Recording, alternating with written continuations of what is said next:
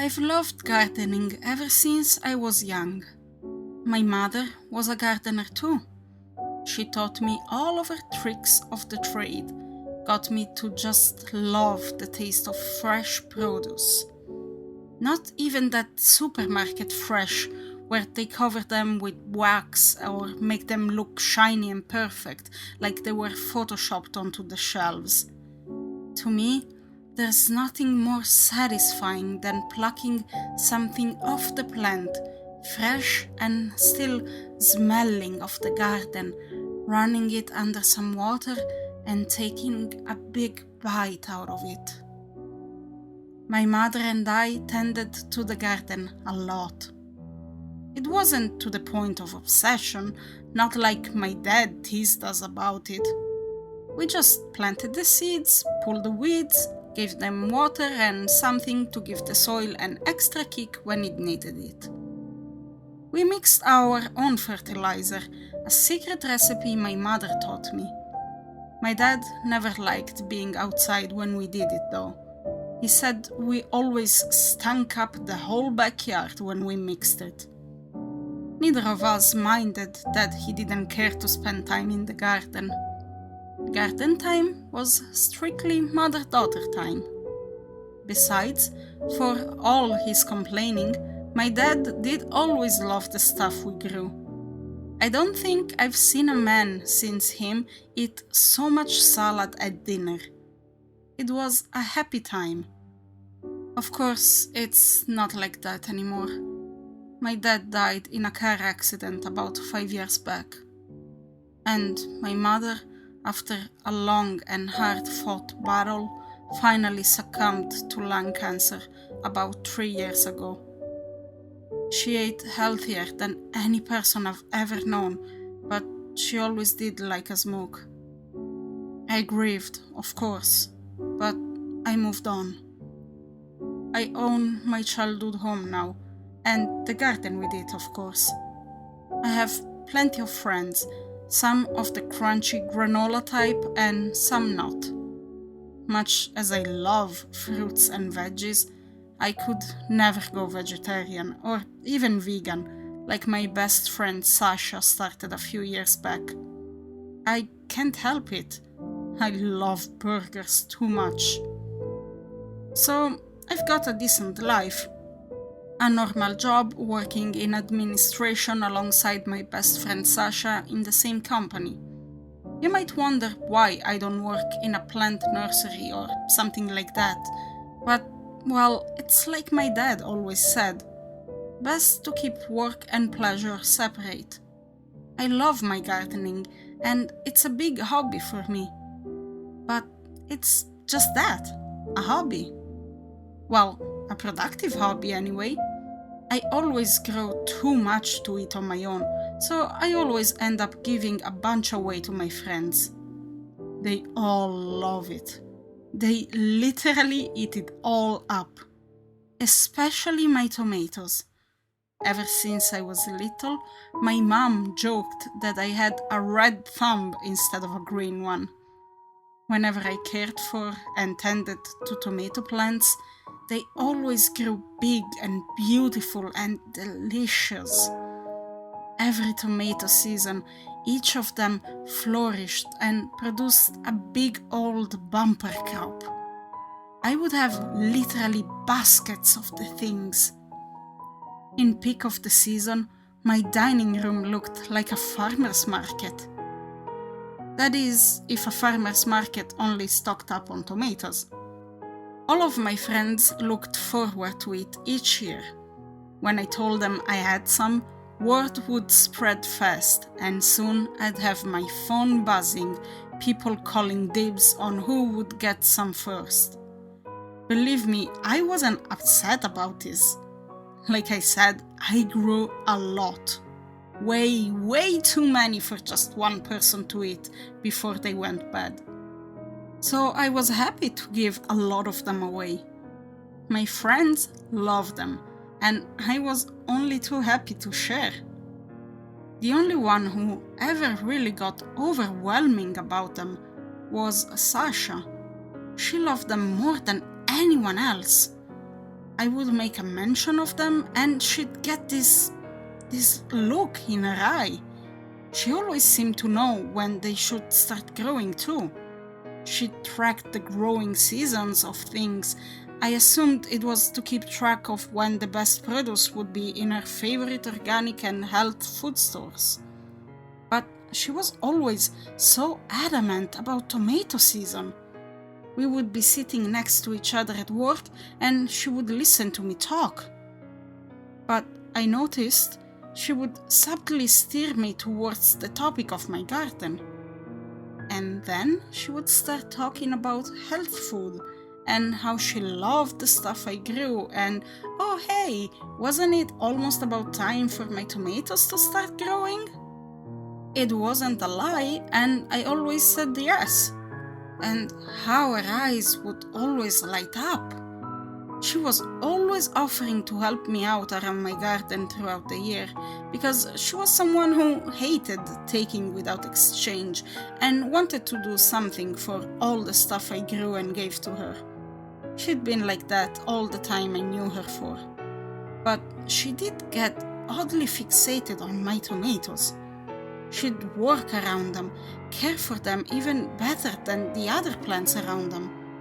One time, when I had to pull up a tomato plant because it got infested by bugs, I swear she looked like she was about to cry. And look, I know that it sounds weird that I lost a tomato plant with how much I touted myself about being good at growing them. But hey, I'm just a gardener, not a miracle worker. It happens to the best of us. But if you want to know something weird, I'll tell you about later that day. It was late when she finally left, a basket full of produce from the day's work. And plenty of tomatoes, of course. I didn't stick around to watch her go. I just went inside the house, expecting her to leave through my back gate to where her car was parked on the street. But as I passed by a back window on my way to the kitchen, I glanced out and saw her, standing near the side of my house where I kept my garbage cans. And I kid you not, I swear I saw her rifling through the trash and pulling out handfuls of half-grown, insect-riddled tomatoes. She ran off before I could go out and ask her about it though. Which brings me to the big incident, where I finally realized that Sasha's love for my tomatoes went far more than an innocent craving. I was going into my backyard to mix some compost on a warm summer night. I like doing my mulch when it's warm, courtesy of a tip from my mother. So I headed out with a 5-gallon bucket half full of the usual materials I use for it, intending to make a beeline for my compost heap. When all of a sudden I hear a rustling from further in the garden. Used to the occasional occurrence of a rabbit or some other animal uprooting and eating my stuff, I picked up my shovel and stomped over there, intending to take care of whatever was making all the racket. What I did not expect to find was Sasha. Knees pressed into the dirt, half covered in mud and holding a tomato in each hand, with what looked like a third one stuffed in her mouth. In shock, I asked her what the hell she was doing in my backyard, stealing from my tomatoes. I know I give a lot of stuff away, but she was still taking my stuff without my permission. And given we'd been best friends for so long, it kind of hurt to think she would be stealing from me. She swallowed hard, and I almost winced with the sound of it, and the size of the lump that went down her throat. In such a small, strange voice, she said she'd been hungry, but she'd run out of tomatoes. They filled her stomach so well, and she'd just had to have some. Well, seeing as she was my best friend, and I didn't want to ruin that over some tomatoes, I sighed and lowered my shovel. telling her to just put down the tomatoes she held and that she could come back tomorrow and have some if she helped me out again. Her eyes went oddly blank, and she stared at me too long for me to be comfortable. She did stand up, but unsteady, almost wobbly. And then she bolted at me, and in the gleam of the summer moon, I saw her brandishing a small hand rake I use for gardening. She had this weird, crazed look in her eye, and her feet were bared, stained with juice and seeds, but otherwise glinting in the moonlight with what had to have been thousands of dollars of her expensive dental and orthodontics work on her perfect teeth. I shattered those teeth when I swung the shovel in her face. Bits of white flew out of her mouth as she was too shocked to even cry out in pain. By the time she was on the ground, I already had the shovel up over my head and swung it down onto her exposed neck. With a gurgle and a sputter, that was it. I stepped on the hand with my hand rake until she let go, and waited as the life left her shocked, crazed eyes while she bled out profusely onto my grass. When I was sure she was finally dead, I grabbed her by the wrist and dragged her to the compost pile. I could hose off the plants later. Besides, the extra moisture from her blood would be good for them in this heat. After dropping her onto the compost heap and grabbing my axe, I went about cutting her to pieces. Careful to do so in a way that would leave her in smaller pieces no bigger than my palm. I don't think she would have been so keen on my tomatoes if she knew that animals were, in fact, harmed in their growth, as she proclaimed her vegan lifestyle was meant to be about. All the dismembered raccoons and rabbits and squirrels and the like most definitely were killed to make them when I mixed them into the mulch. I finished up quickly and set about mixing Sasha into the mulch. There would be leftovers, but I could hide the rest of her under the compost until then. Waste not, right? It's a funny thing. I've tried this method onto other plants before, but the only ones it seems that this method of fertilizing gives so much more flavor are the tomatoes. As I'd discovered in multiple experiments since I was a child, when I had decided to bury a dead bird I had found in with the tomato seeds without telling my mother.